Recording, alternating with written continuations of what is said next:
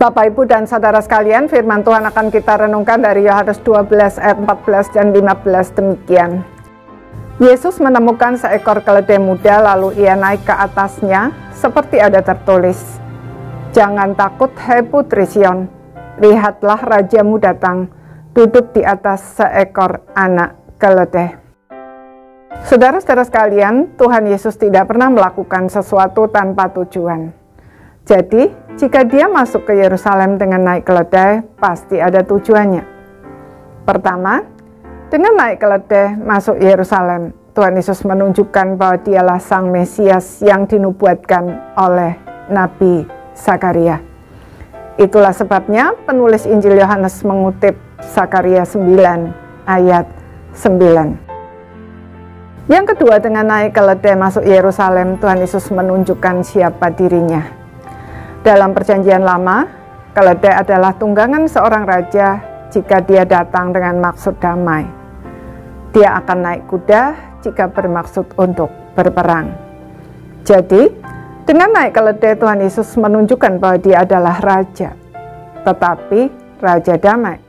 Tidak seperti yang orang-orang Yahudi harapkan dengan kedatangan Sang Mesias.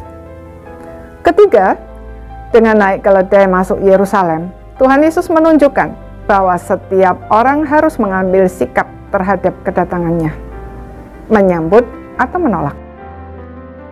Para murid Tuhan Yesus sejak awal memang sudah mengikuti dia, tetapi Yudas akhirnya mengkhianatinya. Orang-orang yang hadir pada waktu Tuhan Yesus membangkitkan Lazarus menyambut dia karena mereka menyaksikan mujizat yang demikian besar. Orang-orang yang datang dari jauh untuk merayakan Paskah menyambut dia karena mendengar kesaksian orang-orang yang hadir dalam peristiwa Lazarus tersebut. Ada lagi kelompok orang yang menyambut dia secara diam-diam, yaitu beberapa orang Yunani. Mereka menemui Filipus sebagai penghubung untuk bertemu Tuhan Yesus.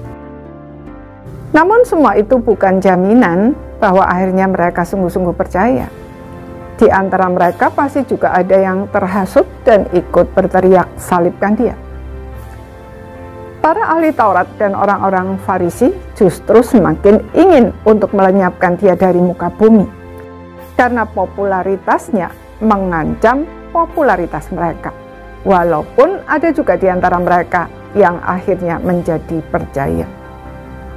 Jadi, ada orang yang awalnya percaya, akhirnya menolak.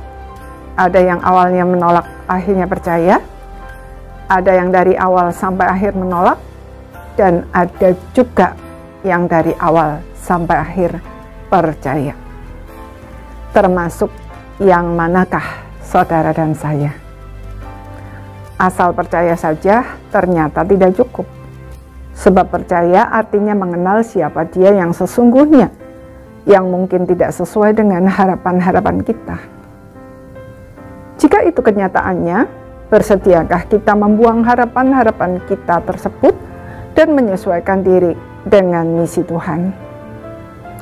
Tanda bahwa kita benar-benar percaya adalah mau membuang semua ambisi pribadi, menyesuaikan diri dengan misi Tuhan, dan setia sampai akhir. Amin.